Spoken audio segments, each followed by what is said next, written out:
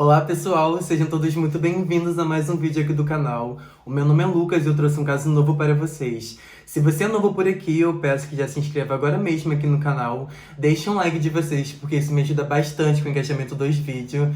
Comente algo, alguma sugestão de algum caso que vocês queiram que eu traga aqui para o canal. Compartilhe com algum amigo que você acha que também vai gostar do mesmo conteúdo que eu posto aqui no YouTube. Me sigam também nas minhas redes sociais que eu vou deixar aqui embaixo, porque por lá eu vou sempre notificar vocês quando eu posto um vídeo novo por aqui.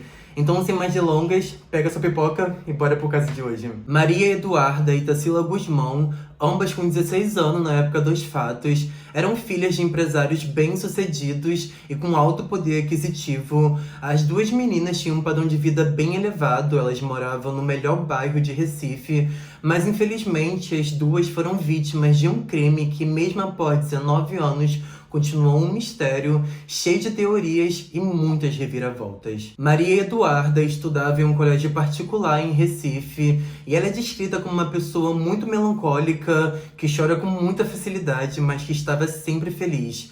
Ela gostava muito de frequentar o Shopping Center de Recife e foi por lá que ela conheceu a Tarsila. A Tarsila também estudava em um dos melhores colégios de Recife e ela tinha o hábito de frequentar algumas matinês da região. Ela é descrita como uma pessoa muito comunicativa, que por onde passasse fazia bastante amigos.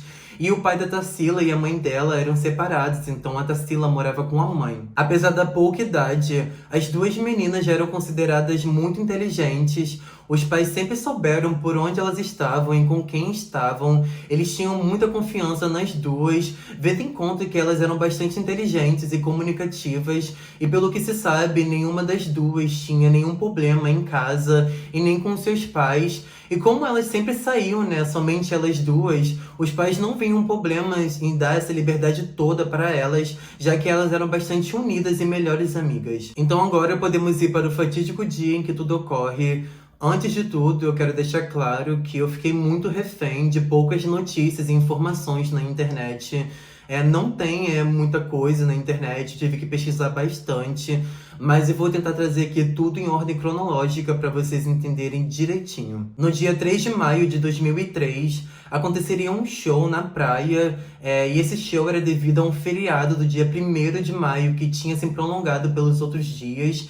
E nesse show, na praia, as meninas encontraram um conhecido, e o nome desse conhecido era Thiago, ele tinha 19 anos. Ele também tinha um padrão de vida elevado e a família dele tinha muito poder aquisitivo. Pelo que parece, a família dele tinha uma casa de praia que ficava localizada em Serrambi, e o Thiago ele estava organizando uma festa nesse mesmo dia. E como ele conhecia a Tarsila e a Maria Eduarda, ele as convida para participar dessa festa. As meninas não viram problema em aceitar aquele convite, já que eles se conheciam. Então eles separam um grupo em dois, cada um pega um carro e vai em direção à festa. Chegando na festa, podia-se ver que era algo que tinha sido planejado alguns dias antes. Estava tudo muito bem organizado, era um churrasco com música. E nessa festa tinha um menino que não é dito o nome dele, mas ele tinha acesso a uma lancha que era da família dele. Então ele decide convidar algumas pessoas que estavam ali para um passeio de lancha. Foi combinado então, que o passeio seria feito no dia seguinte, já que a festa iria acabar muito tarde e não seria possível fazer o passeio tão tarde assim. Então foi combinado que pelo dia seguinte, no começo da tarde, todos iriam embarcar na lancha. Eles fariam um trajeto da praia de Serrambi até a praia de Maracaípe, que de carro são 14 quilômetros, aproximadamente 20 minutos, mas como eles iriam fazer esse trajeto de lancha, seria muito rápido, eles fariam esse trajeto em apenas 10 minutos. E nessa lancha tinha um marinheiro que era habilitado, ele tinha muita experiência, ele conhecia bastante aquela região e sabia muito bem das normas de segurança e tudo mais. E sendo assim, foi estipulado um horário para que todos pudessem retornar à lancha antes que a maré estivesse baixa, porque isso iria prejudicar todo mundo, para retornar para a praia de Serrambi. E seria um pouco mais complicado e perigoso. Então foi estipulado um horário entre 4 horas a 4h30 da tarde para que todos pudessem retornar à lancha e seguir de volta para Serrambi. Então o marinheiro pediu para que todos ficassem atentos a esse horário. Todos desembarcam da lancha e nesse local tinha um quiosque. Eles decidem ficar por ali mesmo, já que eles teriam que retornar naquele caminho. E foi nesse momento que as meninas deixam seus chinelos e começam a andar pela praia. Elas não deixam muito claro para onde estão indo, saindo somente as duas. Elas foram caminhando sentido Porto de Galinhas, que não ficava muito distante da praia de Maracaípe. Então, por volta de 5 horas da tarde, as duas meninas chegam em Porto de Galinhas. E lembrando, pessoal, que nesse horário já havia se passado do tempo que o marinheiro havia estipulado para que todos pudessem retornar à lancha em Maracaípe por causa da maré baixa. Em Porto de Galinhas, as duas meninas encontraram alguns amigos e conhecidos que estavam por ali. E foi tirada uma foto das duas. E essa foto ficou bastante famosa porque foi a última foto das duas ainda com vida. Então as meninas se dão conta que já havia se passado do horário para as duas retornarem. Então elas pensam que a única forma de voltar para Maracaípe seria pedindo carona ou quem sabe encontrar algum conhecido que também tivesse uma lancha, porque seria um pouco mais rápido o trajeto de volta. E lembrando, pessoal, que em Porto de Galinhas, as duas tinham conhecidos e amigos que ainda estavam por lá, e elas chegaram a pedir carona para esses amigos para que levassem elas de volta. Ao passar do tempo, finalmente as duas meninas conseguem chegar em Maracaípe, mas ficou muito óbvio que, como já havia se passado do tempo que o marinheiro havia estipulado para buscar todos, a lancha já havia partido há algum tempo e não se sabe qual horário que a Maria Eduarda e a Tarsila chegaram em Maracaípe, mas o que sabemos é que as duas ficaram sozinhas e elas tinham só uma opção, que era pedir carona para ir de Maracaípe a Serrambi. Nesse ponto, elas conseguiram encontrar um garoto que era ex-namorado da Tarsila e elas pedem carona para ele, mas infelizmente ele diz que não pode ajudar as duas. Mas vendo a situação em que elas se encontravam, ele empresta um telefone para que elas pudessem ligar para alguém para ir buscá-las. Então as meninas ligam para o Thiago, explica a situação toda para ele, mas o Thiago diz que não pode buscá-las naquele momento, que ele está ocupado. Então, passando por isso tudo, né, as meninas decidem voltar para Porto de Galinhas, porque se fosse arranjar alguma carona ou voltar de carro, por lá seria muito mais fácil. Pela noite, mais uma vez, as meninas vão para a beira de uma estrada pedir carona e felizmente um carro parou e era alguém que as duas conheciam. E esse conhecido disse que não podia levar elas até Serrambi, mas vendo a situação em que as duas se encontravam, pedindo carona na beira de uma estrada, em um local não muito iluminado, ele então leva as duas para a cidade, em um local um pouco mais iluminado e que não fosse tão perigoso. Ele avisou as meninas que se fossem esperar por alguém, que fossem buscar por elas, pedir carona ou algo do tipo, que ali seria o melhor lugar, porque nesse local tinha um pouco mais de movimento e acabaria impedindo que pessoas com más intenções se aproximassem de Maria Eduarda e Tarsila. E ainda foi dito próximo ao carro que a Maria Eduarda queria fazer mais uma ligação para o Thiago, para ver se dessa vez ele pudesse ir buscar as duas meninas, mas a Tarsila não queria fazer essa ligação. Então, após deixar as meninas nessa cidade, ainda foi visto que as duas entraram em uma padaria, e nessa padaria elas teriam comprado cigarros. E após isso, elas foram até uma loja que vende galões de água e gás e pediram para utilizar o banheiro. Mas como esse banheiro não ficava dentro da loja, ele ficava do lado de fora, em um local escuro, elas decidiram não utilizar mais e vão embora. E essa foi a última vez que as duas foram vistas com vida. No dia seguinte, os familiares entraram em contato com os amigos para saber onde as duas meninas estavam, já que pelo dia seguinte, após a festa, já era para elas terem retornado para casa. Porém, nem o dono da casa, o Thiago, e nem os amigos sabiam onde a Maria Eduarda e a Tarsila se encontravam. O Thiago ainda mencionou que chegou a procurar as duas após o telefonema da Maria Eduarda, mas é aí que as coisas ficam estranhas. Se ele diz que saiu à procura delas, por que ele negou ajuda quando as duas precisavam? Com tudo isso acontecendo, foi dada então uma queixa na polícia de desaparecimento e as buscas começaram a ser feitas, e é daí que tudo sai do controle e fica ainda mais misterioso. Vamos começar por esse delegado que foi nomeado para tratar esse caso como desaparecimento, mas ele começou a tratar esse caso como duplo homicídio, o que é muito estranho, porque não tinha corpo, não tinha crime cometido e as duas meninas ainda não tinham sido encontradas. Então, será que ele sabia de alguma coisa? Foi feita uma investigação na lancha que teria levado as meninas e foi encontrado no mesmo lugar o chinelo delas, no quiosque por onde elas tinham passado, mas não havia nenhum sinal da Maria Eduarda e nem da Tarsila, e não tinha nenhuma pista que indicasse o que tinha acontecido com elas. A família achou que talvez poderia ter ocorrido um possível sequestro. De fato, os pais das duas meninas tinham um grande poder aquisitivo e talvez isso soasse como uma possibilidade do que teria acontecido com elas. Mas com o passar dos dias, a família não recebeu nenhum tipo de contato pedindo resgate, então a possibilidade de que seria um sequestro começaram a diminuir. O pai da Tarsila, vendo que nada tinha sido encontrado e não aguentando mais esperar por tanta demora da polícia, ele então chama um amigo e os dois saem de moto em busca das meninas em uma outra área que ficava em Porto de Galinhas, que era totalmente ao contrário de onde os policiais estavam concentrando as suas buscas, que era em Maracaípe. E lembrando, pessoal, que já havia se passado 10 dias desde quando as meninas foram vistas pela última vez com vida. No canavial, em um determinado momento, o caminho de terra de uma estrada de sinal tinha uma bifurcação, e nessa bifurcação, o pai da Tarsila vai para um lado e o amigo dele vai para o outro lado. E quando o pai da Tarsila está voltando, ele vê que o amigo dele tinha parado em um ponto, desse canavial com uma cara horrorizada, indicando que algo ruim tinha acontecido ali. Então eles saem correndo em direção a ele para ver o que tinha acontecido. E nesse momento ele vê os corpos das duas meninas já sem vida.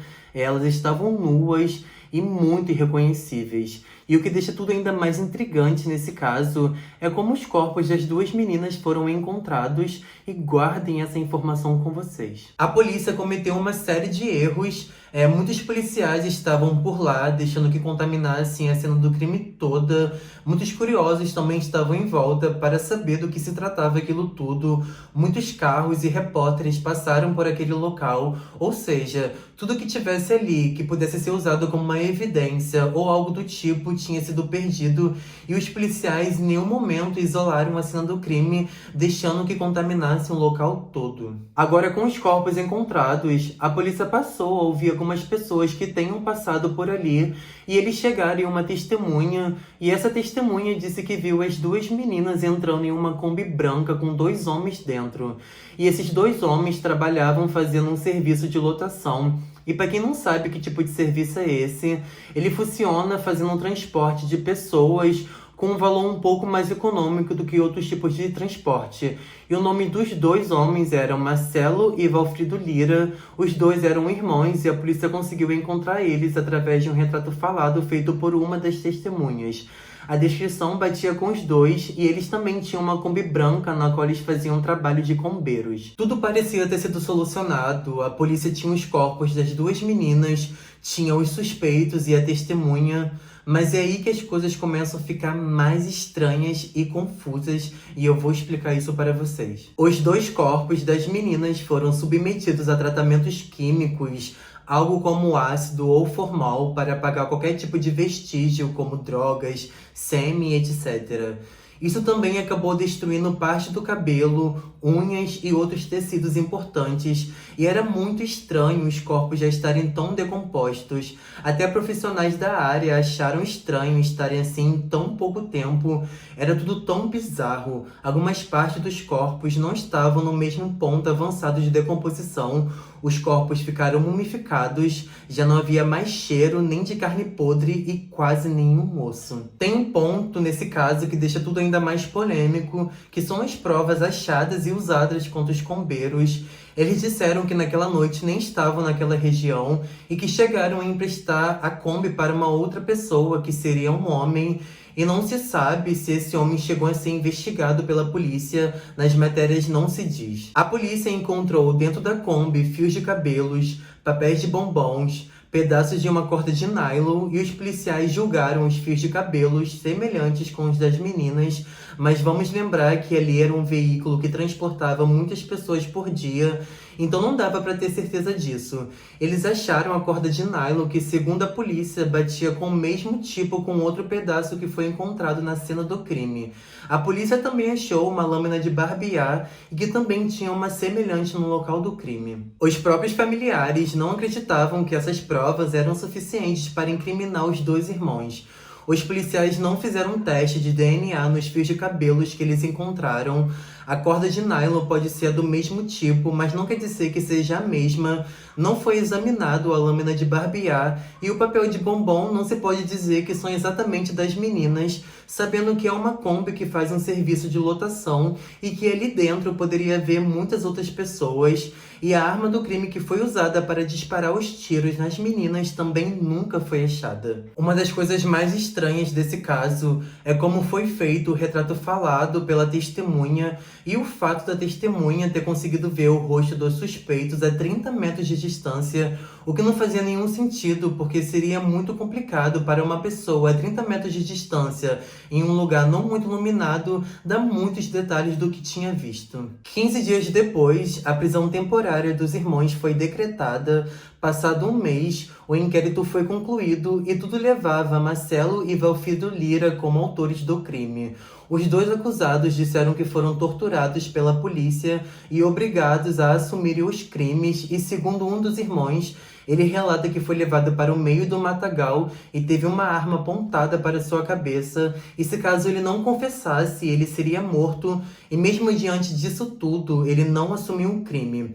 Em julho, o Ministério Público achou que as provas eram muito fracas e os dois irmãos acabaram por serem liberados. Tem uma teoria que revela que toda essa história é uma farsa, e nessa teoria eles dizem que as meninas teriam sim conseguido voltar para a casa do Thiago e que nessa casa elas teriam bebido muito e feito uso de algumas substâncias ilícitas, então elas foram abusadas sexualmente e uma delas teria morrido de overdose e para a outra não contar a verdade, ela também teria sido morta, então as duas foram deixadas nesse canavial e teria sido usado algum formol, algum ácido para poder acabar com qualquer tipo de vestígio ou prova que incriminasse alguém. Uma coisa que chama bastante a nossa atenção foi que uma pessoa, ela chegou a escutar gritos de meninas que pareciam estar sendo agredidas e essa pessoa chegou a ligar para a polícia para avisar o que estava acontecendo. Então os policiais eles vão até esse local para ver o que estava acontecendo ali, se realmente era algo verídico, mas eles dizem que não era nada demais, que não estava acontecendo nada ali. E tem uma coisa também que é bom deixar claro aqui, é que essa pessoa que alega ter escutado esses gritos de socorro de meninas que pareciam estar sendo agredidas, nunca chegou a ser escutada pela polícia. A polícia não foi verificar a casa na qual aconteceu a festa e nenhum dos carros dos meninos foram verificados, o que é muito estranho. Por que a polícia deixaria passar tudo isso? Será que eles estão escondendo alguma coisa? A polícia só foi verificar muitos meses depois, ou seja, qualquer prova e evidência que tivesse por ali já teria sido limpa ou perdida. Os corpos foram encontrados bem próximo do local onde elas foram vistas, o que é mais estranho porque as buscas foram concentradas em outra região, em um lugar bem mais afastado de onde os corpos foram encontrados. As pessoas acreditam que esse crime aconteceu entre jovens ricos que tinham algum tipo de poder e que com esse poder podiam sim acobertar esse crime sem que qualquer um fosse suspeito, e a população acredita que os donos da Kombi foram usados como bodes expiatórios só para esse crime não ficar sem uma solução. Em 2004, os corpos das meninas foram exumados. O exame constatou que Maria Eduarda já estava morta quando foi baleada e os profissionais não conseguiram definir a morte das duas. A Polícia Federal começou uma nova investigação com uma nova prova, afirmando que um dos óculos da vítima teria sido visto com uma mulher que era amante de um dos irmãos. Eles ainda apontaram as mesmas provas de antes e a polícia disse que os dois irmãos eram autores desse crime. Porém, o Ministério Público não quis aceitar as mesmas provas de antes e com muitas falhas nas investigações. A investigação durou de 2003 a 2008, 5 anos sem novas provas ou novas linhas de investigações. Em 2008, os dois acusados foram presos novamente e estava tudo muito tenso para todos os envolvidos, tanto para os familiares das vítimas quanto para os acusados. Era tudo uma bagunça nessas investigações e os irmãos não conseguiam mais nenhum tipo de trabalho e eles já eram vistos como assassinos. A população começou a desacreditar bastante na polícia, pois eles achavam que estavam querendo prender gente inocente e que não tinha tantos recursos para se defender e acobertar de certa forma pessoas com um poder mais elevado. E isso é algo que ainda deixa muitas dúvidas. Em janeiro janeiro de 2010 foi marcado o julgamento dos donos da Kombi e em setembro os irmãos foram julgados a júri popular e foi decidido por 4 votos a 3 que Marcelo e Valfrido Lira eram inocentes. Algumas pessoas comemoraram e outras pessoas não acharam muito justa essa decisão. Alguns recursos foram apresentados para pedir anulação do julgamento, mas o tribunal não aceitou nenhum dos pedidos e, sendo assim, os 2 irmãos foram considerados inocentes e até que novas provas sejam apresentadas, esse caso continua encerrado. Já se passaram 19 anos desde o crime e até hoje nenhuma pessoa foi presa e talvez a gente nunca vai saber o que realmente aconteceu com as 2 meninas. Será que elas foram mortas pelos 2 irmãos? Ou esse crime aconteceu no meio desses jovens com poder, tal poder que poderia comprar a polícia e todos os envolvidos nessa investigação? Então é isso, pessoal. Esse foi o caso de hoje. Me deixa saber aqui nos comentários o que vocês acharam disso tudo.